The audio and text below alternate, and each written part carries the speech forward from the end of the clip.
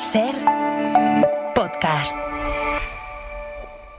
She was that kind of lady, and times were hard, times were hard. She come curling around you like fingers. Hoy por Hoy Magazine. She'll leave you crying in the night. Ser podcast. She will leave you crying in the night. Yes, she's gonna leave you. Es la hora en la que abrimos nuestro diario de historias musicales para cerrar con música. Esta semana lleva escribiendo muchos capítulos de este cuaderno Fernando Neira. ¿Qué tal? Muy buenos días. Muy buenos días, Ángels. Y unas páginas menos, pero también valiosas. Iñaki Pascualena, hola. Hola, ¿qué tal? Buenos días. Ya saben que Fernando Neira nos intenta seducir cada viernes con un disco de la semana imprescindible, una novedad que no se nos puede pasar por alto. Y esto que está sonando a mí me gusta, me encaja muy bien, pero no sé yo si es muy nuevo. La cosa tiene un poquito de trampa. Vamos a hablar de un disco que es del año 73, firmado por dos cantantes y compositores brillantes e ilustres. Estamos escuchando una versión de ese disco del año 2024. Lo que estás escuchando ahora no es novedad porque es de 2024 y efectivamente suena muy bien.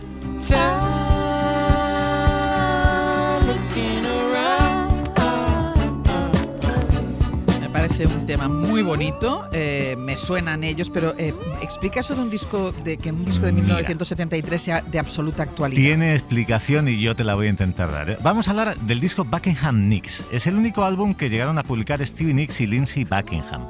Septiembre del año 73. Polydor, es decir, una casa grande. Álbum excelente, grandes esperanzas depositadas en él. Eran auténticos veinteañeros en explosión, una pareja artística y sentimental. Y entre las canciones que estaban en ese disco, una de Lindsey Buckingham, estaba este Don't Let Me Down Again.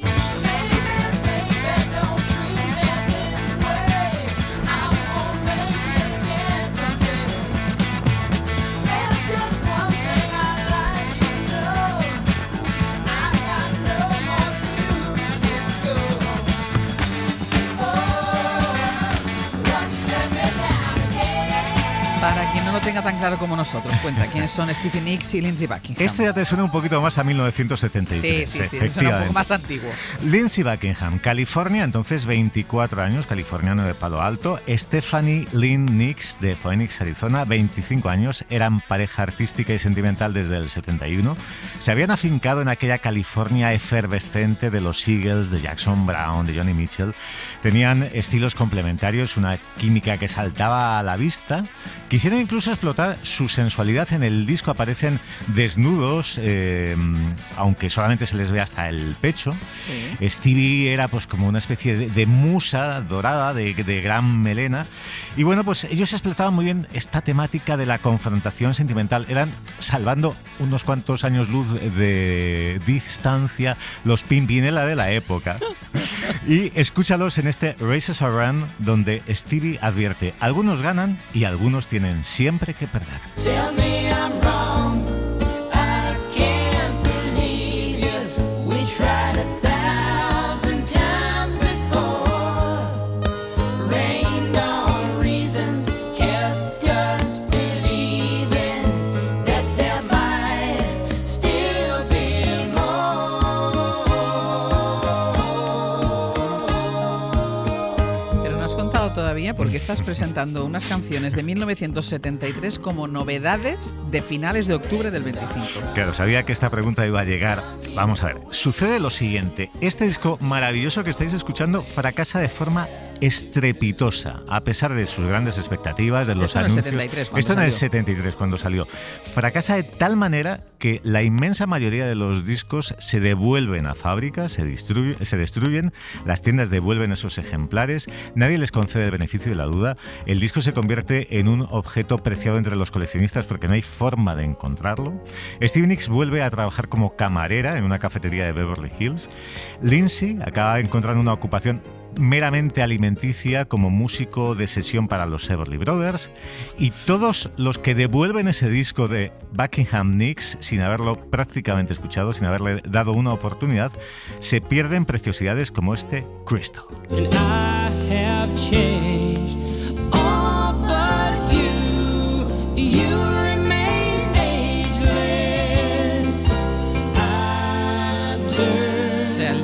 fracasa y desaparece del mercado. Sí, se convierte en un disco muy difícil de encontrar. Ellos vuelven al más absoluto de los anonimatos. Pero, ¿qué sucede? El productor de este álbum, del álbum Buckingham Nicks, del fracasado álbum Buckingham Nicks, se lo pone a Mick Fleetwood, que está buscando un músico para Fleetwood Mac porque Bob Welch ha abandonado el barco. Mick escucha a Lindsay, piensa que tiene algo y Lindsay Buckingham le dice: vale, yo acepto la oferta, como para no aceptarla, pero no sin mi chica. Y los líderes de Fleetwood Mac aceptan, y 2 años más tarde, en el año 1975, disco homónimo, Fleetwood Mac, sucede esto. Then I knew in the crystalline knowledge of you. O sea, es la misma canción que había grabado 2 años antes como Buckingham Nicks. Exacto, pero ahora bajo el paraguas o la marca de Fleetwood Mac todo adquiere otro brío, un disco exitosísimo que vende muchos millones de ejemplares y que suma a Buckingham y a Nicks con la tercera en discordia, la tercera compositora, que era Christine McVie. Yo lo que no entiendo es por qué la discográfica no aprovechó aquel momento para reeditar ese disco perdido que era tan bueno y que no había comprado prácticamente nadie. Entonces, la verdad es que esa es la otra gran pregunta de esta historia. Es un enigma. Yo creo que influye las disputas entre ambos porque eran pareja pero se divorcian. De hecho, en el año 77 el disco Rumors es famoso porque se tiran los trastos a la cabeza. Stevie Nicks incluso llega a exigir, a obligar al despido de Lindsay Buckingham en Fleetwood Mac, un episodio absolutamente tremebundo. Sí, tremendo. Entonces, Buckingham Nicks nunca se publica en CD, jamás estuvo en las plataformas hasta hace apenas unas semanas, gracias a esta edición, por eso digo que es novedad destacadísima de Buckingham Nicks.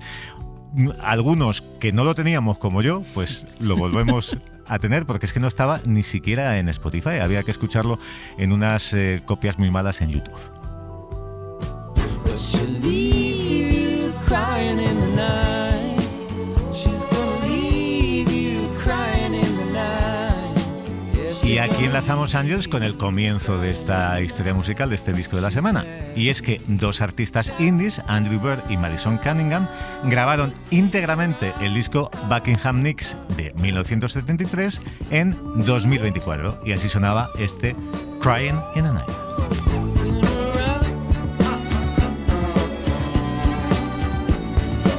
Es así como más acústico, ¿no? Pero suena muy bien. Oye, a mí me surge la duda, ¿es habitual esto de que un artista versione o reinterprete un LP íntegro? Es poco o nada habitual. Hay algún ejemplo. Está el 1989 de Taylor Swift. Mira, otra vez Claro, nos vemos tú y yo aquí hablando de Taylor Swift, que hay una versión íntegra de Ryan Adams, que es un artista muy indie. Pero efectivamente, lo cierto es que ahora yo creo que este Madison Cunningham ayudó a volver a interesarse a mucho público joven por el Buckingham Nicks del 73 y ahora podemos tener una copia, un ejemplar en perfecto estado y no esas copias malas que estaban por ahí circulando. ¿Y tú con cuál te quedas, Neira? A ver, yo me quedo con el original porque es increíble, pero si escuchamos esta adaptación de 2024 es una auténtica preciosidad. O sea que... Mira. Iñaki, ¿tú traes alguna novedad también Traigo antigua novedad, o te ajustas traigo más novedad. a 2025? Sí, me ajusto un poquito más, tanto al presente, que os traigo hoy algo que todavía no ha salido. Qué satisfacción soltar la cola del león, ser la cabeza de un ratón que ¿Esto qué piensa es? Pues esto es lo nuevo de Mabu, el proyecto liderado por María Blanco Uranga, que daremos el dato que damos siempre. Sí, es la hija de Sergio y Estíbaliz, pero también lleva por su cuenta ya 17 años sobre los escenarios, con esa sensibilidad tan característica, y pues con este nuevo single, Cabeza de Ratón, también reivindica la importancia precisamente de eso, de ser cabeza de ratón antes que cola de león. Pues seguiremos de cerca lo nuevo de Mabu. Pausa y seguimos con más historias musicales.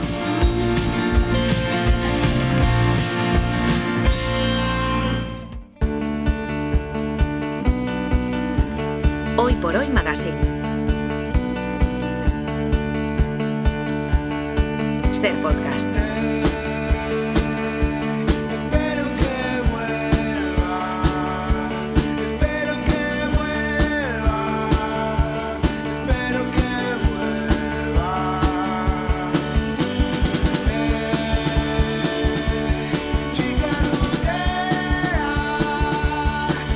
canción se llama Chica Rutera, lo están escuchando, tiene ya casi 20 años, puede que no la hubieran escuchado antes, pero es uno de los himnos más relevantes del rock independiente argentino en lo que llevamos de siglo XXI. La firmaba en 2006 un quinteto de La Plata, liderado por nuestro invitado de hoy. Aquella banda presume de uno de los nombres, y es verdad, más raros de la historia de la música. Él mató a un policía motorizado. No me hables así, allá afuera voy a caer. Sería un milagro que te enamores de mí.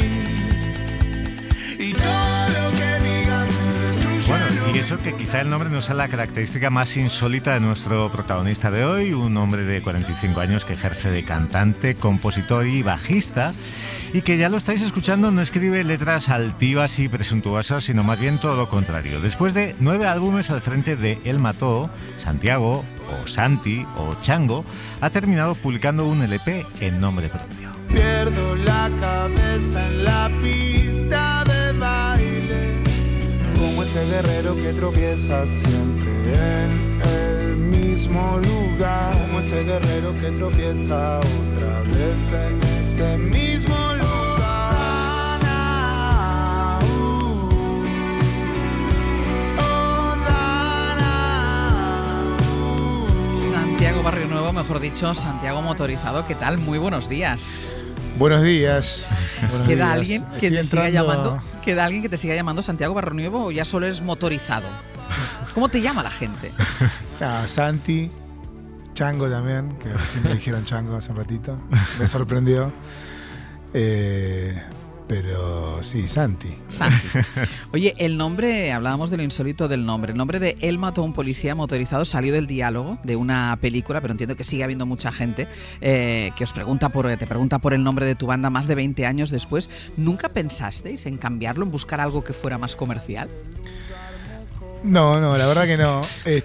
Cambiar el nombre es un tema, ¿no? Hay que tomar esa decisión, pero la verdad que en su momento, donde empezamos nosotros a hacer nuestros primeros pasos, no diría que era comercial, pero sí que llamaba mucho la atención. Entonces realmente La sigue llamando, ¿eh? Sí, lo sé. Entonces realmente era como algo positivo en ese sentido, ¿no? Nunca se nos cruzó por la cabeza cambiarlo. Nosotros aquí en España amamos el pop argentino, conocemos a muchos artistas que venís del otro lado, y lo cierto es que no encajas mucho lo que pensamos como el arquetipo de artista de pop argentino, no encaja con alguien que sea capaz de escribir frases en sus letras como esta que acabamos de escuchar de "sería un milagro que te enamores de mí". ¿Te gusta verte como un cantante diferente, como un cantante distinto a lo que uno piensa que va a ser un líder de una banda de pop? Sí, absolutamente. Un poco la verdad que cuando arrancamos con Él Mató, un poco lo que nos empujaba, entre muchas cosas, era tratar de hacer esa música que sentíamos que no escuchábamos, que no nos representaba de la que sonaba en la tele, en la radio, y armar nuestro propio camino. Así que me parece que la descripción es positiva en mi caso. Oye, habías publicado por tu cuenta un par de bandas sonoras en Sí. solitario, pero este trabajo, digamos que es tu debut musical claramente en solitario. ¿Qué crees que separa a Santiago Motorizado de Él mató a un policía motorizado? ¿Qué se va a encontrar el que vaya a escuchar tu música? Bueno, la idea de este proyecto básicamente tiene dos excusas. Una es estar siempre en movimiento, que es algo que me gusta atravesar, estar de gira, estar de viaje constante. Entonces en los descansos de Él mató me armé este otro proyecto. Sin parar. No quiero parar. Pero también es armar este espacio para ir en búsqueda de algo más que se salga un poco del universo del Mató. Es verdad que el universo del Mató con los años fue ampliándose mucho y empezó a acercarse a este otro proyecto, a tener más puntos de contacto. Pero lo que yo noto más puntual es que a la hora de escribir no pienso tanto en la banda, en los otros miembros de la banda. Cuando escribo para El Mató también soy el encargado de hacer las letras del Mató. Siento que cuando escribo trato de que esas palabras representen a todos y que todos después las defiendan en el escenario como propias. Acá me salgo de eso, me voy para cualquier lado y en todo sentido, claro. Y lo que noto, no muy planeado, ¿no? La situación, pero noto que va más para el lado del humor, ¿no? Empiezo a jugar un poco más con la ironía. Por ahí hablo de las mismas cosas, ¿no? Del amor, del desamor, de las amistades, del mundo, pero lo hago desde un lugar más, no sé, irónico quizás. Pero es curioso porque, claro, dices, es que no me puedo estar quieto. Yo no sé si es estajanovismo, si es que te sientes un poco workaholic. ¿De dónde proviene esa ansiedad por no poder dejar de hacer cosas? No, descubrí en estos años que cuando salgo de mi casa y me voy de gira, de viaje, algo se destraba en mi cabeza y realmente llego a un punto de estar relajado, no sé, de cierto estrés que me acompaña en el día a día, normal, cotidiano, no nada muy grave, pero realmente entiendo que cuando estoy de gira estoy trabajando, ¿no? Que es mi trabajo salir a hacer canciones, tocar canciones en vivo. Y incluso en esos tiempos donde estoy perdiendo el tiempo en la gira, paseando o haciendo lo que sea, se me van los fantasmas de las tareas pendientes, ¿no? Entonces realmente entro en una especie de bienestar de cuerpo y alma que disfruto mucho, ¿no? Eso es una de las muchas cosas, ¿no? Pero lo que más me gusta en realidad en el día a día es estar arriba del escenario cantando. Es lo que más disfruto, lo que más me enamora, y así que siempre busco la excusa para estar ahí. El primer avance de este disco salió hace ya unos meses y nos llamó la atención no solo por la música, sino por el título, Google Maps. Te busco en el Google Maps y no te puedo encontrar. Te extraño y no sé dónde estás. ¿Dónde estás? ¿Dónde estás? ¿Dónde estás? El Google Maps como metáfora de la búsqueda de otra persona. ¿Tú reniegas de este mundo tecnológico en el que todo depende de pantallas? Sí, sí. E incluso para buscar el amor. Sí, sobre todo eso, ¿no? Buscar el amor en fotos y cosas que no tienen, que se alejan de la realidad, ¿no? En catálogos casi, ¿no? Sí, no, es como una cosa que se vuelve adictiva, superficial y que nos aleja, ¿no? de lo real. Y a la vez es fascinante y a la vez te atrapa, ¿no? Entonces es como una disputa diaria por tratar de escapar. Para ver cuándo lo dejas. Exactamente, sí. A mí me consta o me quiere constar que uno de tus grupos de WhatsApp se dedica a tener en contacto a amigos que jugáis a la PlayStation. ¿Qué otros grupos de WhatsApp destacados hay en tu teléfono? No, los grupos destacados son para jugar al fútbol real. Sí. Correr y hacer ejercicio, todas esas cosas. Ajá. Sí, me considero un gran... Ángel, la camiseta que llevas de ya Messi. Me están chivando que llevas una camiseta de Messi, que yo no te estoy viendo, pero me están chivando que llevas... Y a mí me tienes ya ganada, o sea, que ya puedes decir lo que quieras en esta entrevista. Bueno, listo, ya está, arranco. No, la verdad que sí.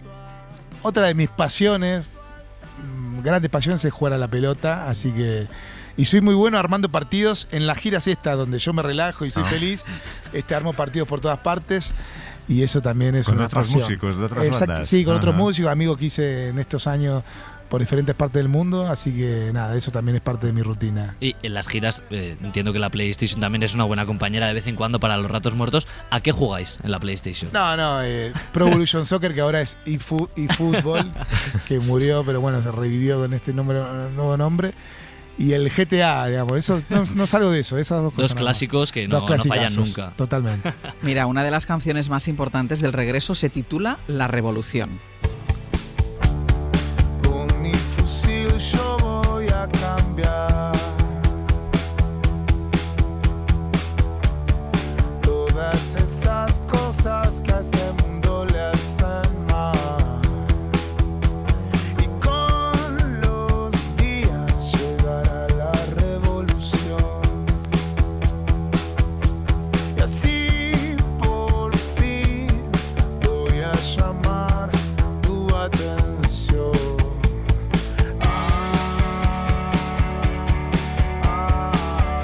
La canción está muy bien, lo verdaderamente llamativo de todas formas es el videoclip en el que el Pelusa no es un hombre, sino una mujer, Diego Maradona. No sé si te da miedo que te expatrien por jugar así con un héroe nacional. No, todos lo tomaron... ¿Lo tomaron bien? Sí, lo tomaron muy bien, porque antes de estrenar el video hubo charlas. Che, ¿esto cómo será recibido? No nos estaremos metiendo en un lío, ¿no? Sí, el público futbolero argentino se habrán enterado que están todos medio enfermos de la cabeza, pero la verdad se lo tomaron todo con mucho cariño, de todos lados, ¿no? del público femenino futbolero, el público más cabeza de termo, como decimos en Argentina, los que ya no pueden ver más allá. Y la verdad que fue todo muy virtuoso, muy cariñoso. Uh-huh. La primera de las canciones que escuchábamos de tu álbum en solitario, que es Odana, habla de Odana, hoy es el Día de la Patria, una chica muy patriótica esta Dana. ¿Es buena época esta que vivimos para ejercer el patriotismo en Argentina? Yo creo que sí, porque tenemos un presidente que tiene como aspiraciones de ser colonia de Estados Unidos. Así que sería bueno un contrapeso un poco patriótico, ¿no? Y sí, claro. La verdad pues que mira, Ángel Iñaki, os voy a pinchar una canción que no es ni de Santiago Motorizado ni es del todo actual, pero creo que él la va a identificar pronto. A ver. The book of love is long and boring. No one can lift the damn thing. It's full of charts. ¿Qué pasa con esta canción? Que dice Neira que te identificas con ella. No, bueno, un gran artista que nunca pude ver en vivo, la verdad, que eso me pone triste. Me gustaría poder verlo. No da muchos conciertos en vivo, ¿no? No. Pero es hace esquivo poco en general, ¿sí? estuvo de gira por aquí, pero en Argentina no sé si fue muchas veces. Te tienes que venir. Te avisamos. Me avisan y me vengo. Totalmente. Es de Magnetic Field, Claro. para quien no lo conozca, es su álbum 69 Love Songs, al que mencionas Exactamente. en una canción. Entre mis discos tengo el mejor 69 canciones de amor y lo escucho al taco siempre que pienso en vos. Pienso en vos. Sí, 69 canciones de amor es, según tus propias palabras, el mejor disco. ¿Cuál es la mejor canción de amor de tu discografía? ¿Tienes una preferida? De las que hice yo, decís. Sí. Y creo que El Tesoro. Es muy obvia la respuesta, pero estoy de acuerdo con esa obviedad. Bueno, oye, y una última cuestión, porque hay mucha gente que aquí en España te conoce como el productor del primer disco de verdad. Amaya. Sí. Cuando tenía 20 años, acaba de salir de OT. ¿Es la propuesta de trabajo más disparatada que te ha llegado en tu vida? La verdad que me sorprendió la propuesta, me encantó a la vez y a la vez me dio mucho miedo porque era algo que nunca había hecho. Siempre las producciones tenían que ver con mis propios proyectos. Pero fue algo increíble, ¿no? Primero animarme, eso fue lo primero que tuve que atravesar, después conocerla a ella, que fue una experiencia increíble, una persona genial. Y después descubrir un talento que estaba naciendo en ese momento, ¿no? Descubrir algo ahí que era muy potente. Así que todo salió muy bien. Todo ¿También la fue... mantienes en el WhatsApp? Sí, pero ella tarda mucho en responder. es de esa generación, viste, que tarda mucho en responder. Así que ya... La juventud. Sí, tenemos la mejor onda. Ha sido, Santi, un placer conocerte. Vamos a hacer una pequeñita pausa y aprovechamos que te tenemos aquí para escucharte en directo, ¿de acuerdo? Perfecto, me encanta. Pues pausa y música en directo. Pienso en vos, pienso en vos. Hoy por Hoy Magazine. Ser Podcast. Santiago Motorizado, que ha venido a presentarnos El Retorno, su primer disco al margen de su banda de siempre, El mató a un policía motorizado, y de ese primer álbum nos ofrece esta versión en riguroso directo de la canción Medalla de Oro, voz y guitarra acústica de Santiago Motorizado, cuando quieras.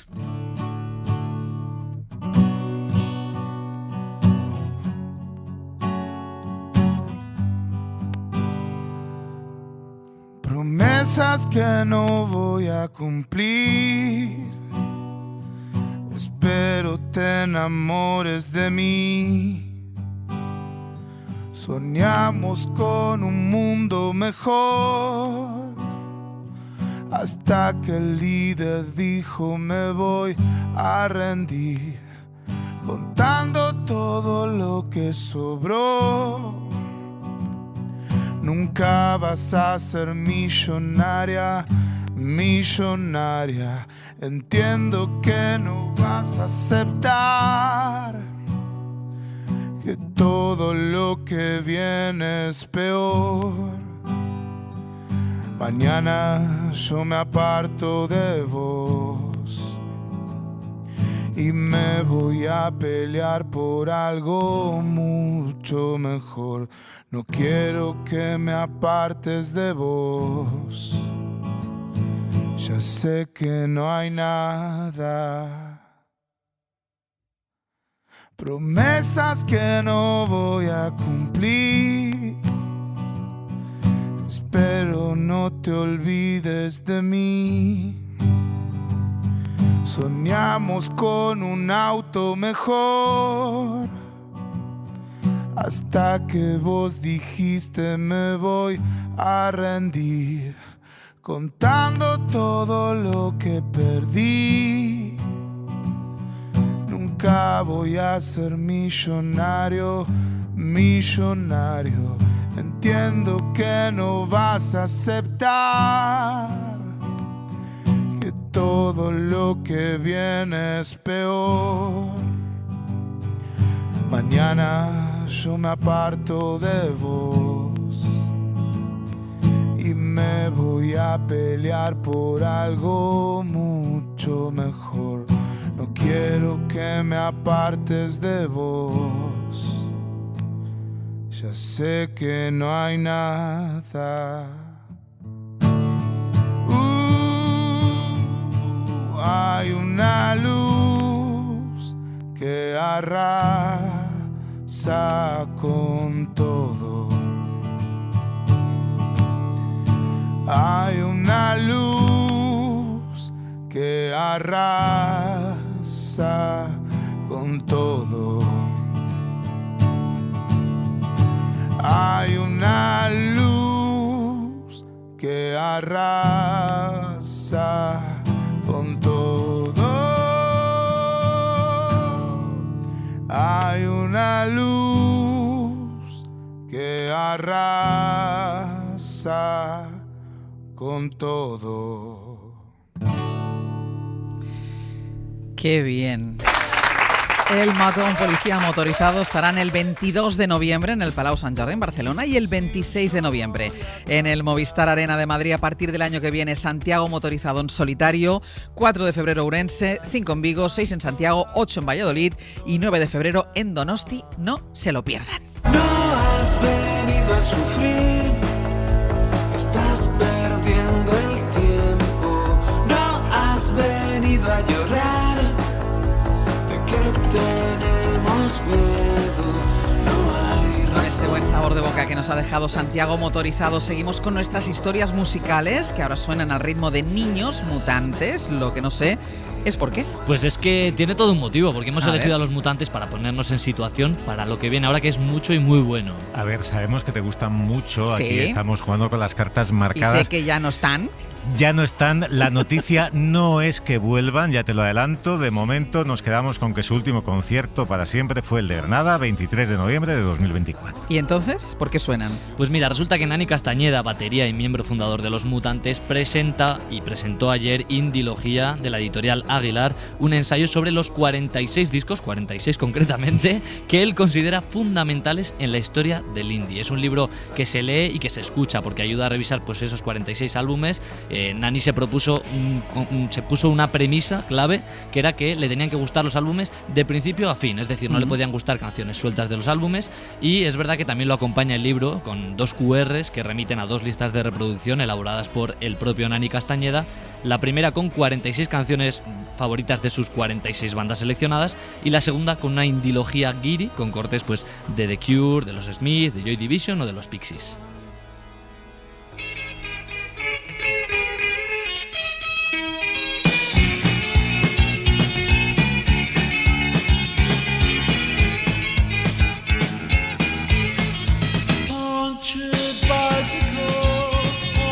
El otro día el libro, pero claro, yo creo que también para poner un poco en situación a muchos oyentes, cuando hablamos de indie, ¿a qué nos referimos? ¿Qué es el indie? Claro, pues esa es la pregunta clave. Nani la contesta de distintas maneras, pero yo creo que la contestación más divertida es esta, que tiene un puntito de provocación. El indie básicamente es una gran mentira. Es la forma que tenemos los músicos pobres de poder publicar nuestra música, que sonemos de vez en cuando en alguna radio secundaria, poder hacer algunos conciertos y quitarle un pedacito del pastel a las grandes multinacionales que controlan y venden toda la música en el mundo. Ayer estuvimos, de hecho, con él en la presentación, estuvimos Iñaki y yo y otros compañeros, y bueno, la verdad es que él insistió en que los límites del indie son difusos y es algo que, bueno, que es una cuestión terminológica que no se va a llegar a aclarar del todo nunca. Pero entonces, si los límites son tan difusos, ¿cómo se puede hacer una lista como esta, que él ha hecho de 46 álbumes? Claro, existen premisas como lo que está al margen de las grandes discográficas o lo que empezó al margen de las grandes multinacionales, porque luego existen casos como el de Viva Suecia, que 2 de sus 4 miembros estuvieron ayer en la presentación. Sí. Esta noche actúan aquí en Madrid, en el Movistar Arena. Y bueno, pues lo cierto es que Viva Suecia es un ejemplo de artista indie, de vocación indie, que comienza en un sello pequeño y que ahora mismo está en una multinacional. Lo que está claro, desde luego, es que abrir aquí el debate de cuál es el mejor disco de indie de la historia de nuestro país es, como mínimo, arriesgado. Así que ahora iremos con nuestras apuestas, nos vamos a mojar, pero primero vamos con las de Nani. ¿Cuáles son sus discos más escuchados? Probablemente el disco que más veces he escuchado en mi vida es Hermanos Carnales, de Surfing Bichos. A mediados de 2010 puede ser que escuchara muchísimo también a León Meramente, su disco homónimo, y en los últimos años me enamoré del disco de Los Estanques y Annie B. Sweet, Burbuja Cómoda y Elefante Inesperado, un disco absolutamente delicioso. Y también, ¿cuál es su álbum favorito del mismo, de Los Niños Mutantes? Yo creo que por lo que significó en su momento y por la redondez del disco en sí mismo, me quedo con Náufragos, premiado por varias veces como el mejor disco del año, y realmente yo creo que estábamos en un momento dulce y hay muchas canciones en ese disco que realmente son himnos, no sé si generacionales, pero para mucha gente, y estoy muy orgulloso de cómo se hizo ese disco, de cómo suena y de su contenido. Me la juego, Ángels, y diría que si tú tienes que contestar esa pregunta, también hablas de ese mismo disco. Mira... espera, porque primero os voy a preguntar cuál es el vuestro. Vuestras apuestas personales. Pues mira, cada uno vamos a tener las nuestras, pero ya hablando ayer con Nani, también con los chicos de Viva Suecia, creo que hemos llegado no a un consenso de cuál es el mejor, pero prácticamente. 21 de abril del año 2008, primer LP de Vetusta Morla, Un día en el mundo.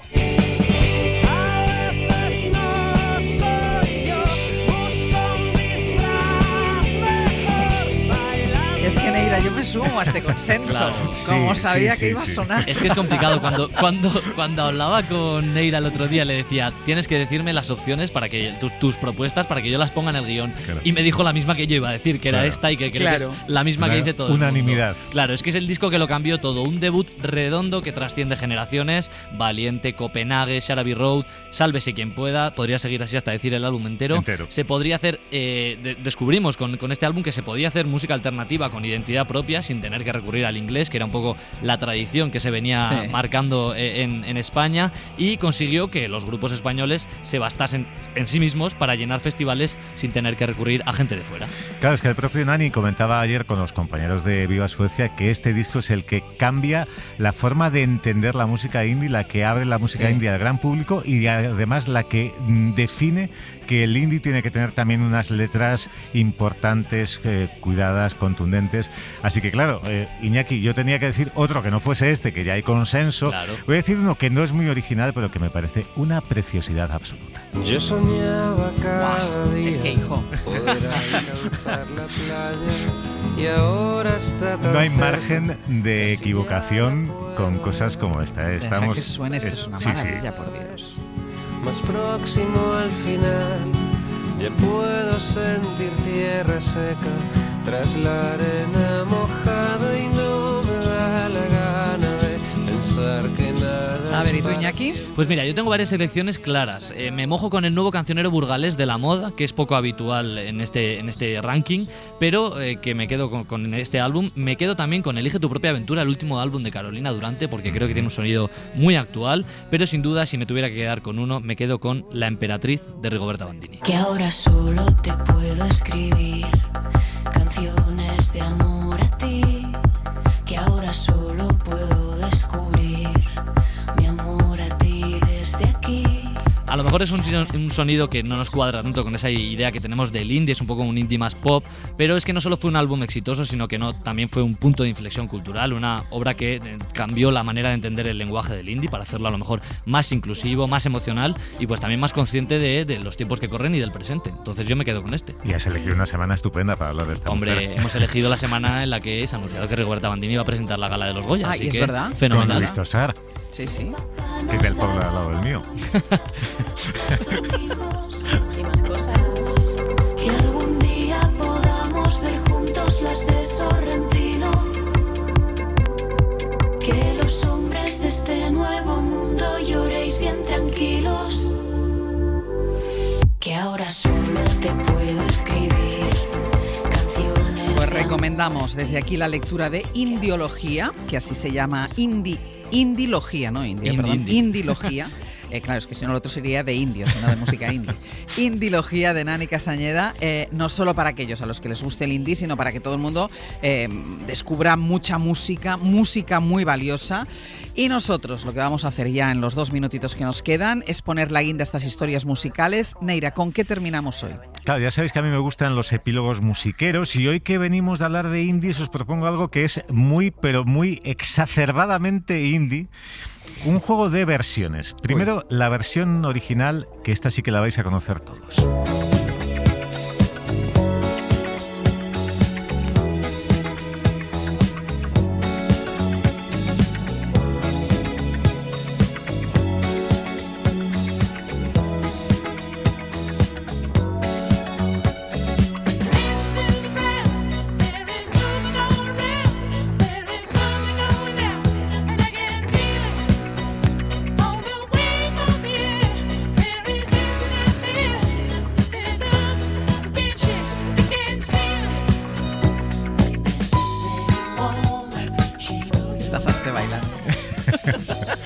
Estamos todos bailando. Yo es que algunos siempre de forma muy más a favor, disimulada. voy a ver cómo es la versión indie, pero yo muy a favor de la original, muy a favor de los Bee Gees. Yo también, yo muy a favor de los Bee Gees en sus distintas etapas, desde finales de los 60, cuando eran más lánguidos y más de canción de autor, hasta la época discotequera, fiebre del sábado noche. Pero atención a la versión de 2025, en lo que convierte esta canción tan agitada, tan movida y tan bailonga, el siempre insólito cantautor de Massachusetts, Jonathan Richman. Here I am, wanting this night to last. I want to dance too in the bars, I want to dance too in the clubs, and then the night will be mine, just like them. Oh, night fever, night fever. Mira, por lo que sé... Eso te iba a decir, tú a nosotros no nos ves, pero nosotros a ti te estamos viendo la cara. Y yo estoy viendo la cara de Sastre. Entonces, por lo que sea, Sastre ha dejado de bailar y ha puesto una cara como, ¿perdona?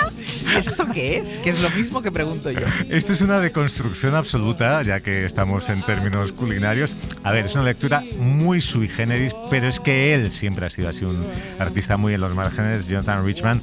Genial y desconcertante ya desde los tiempos en que grababa con su banda Los Modern Lovers, y este, efectivamente, nada discotequero, Night Fever, pertenece a su novísimo LP Only Frozen Sky Anyway, que acaba de publicar hace muy poquitas semanas a sus 74 años.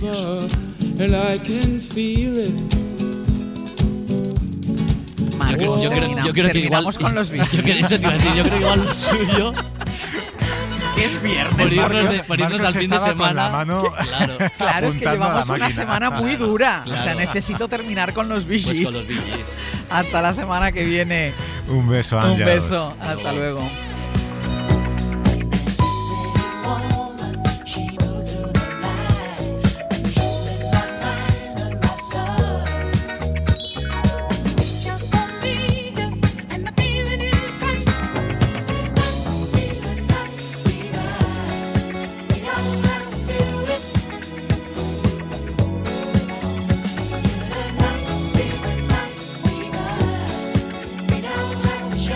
Para no perderte ningún episodio, síguenos en la aplicación o la web de la SER, Podium Podcast o tu plataforma de audio favorita.